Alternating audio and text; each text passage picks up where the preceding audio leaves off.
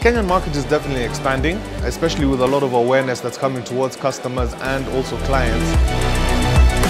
Definitely, there have been a lot of contacts that we've been able to establish and also actually create a larger network and awareness of what's out there and what's available in the market.